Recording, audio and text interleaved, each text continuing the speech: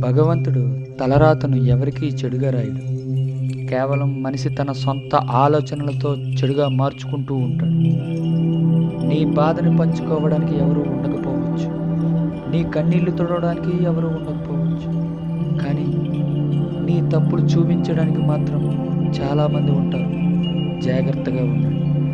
జీవితం ఎలాంటిదంటే అర్థం కాని వయసులో ఆనందాన్ని ఇస్తుంది. అన్నీ అర్థమయ్యే వయసులో కన్నీళ్లను, కష్టాలను ఇస్తుంది.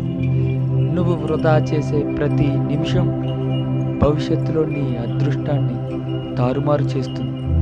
పట్టుదలతో చేసే ప్రయత్నం మాత్రం చివరికి విజయాన్ని తప్పకుండా ఇస్తుంది.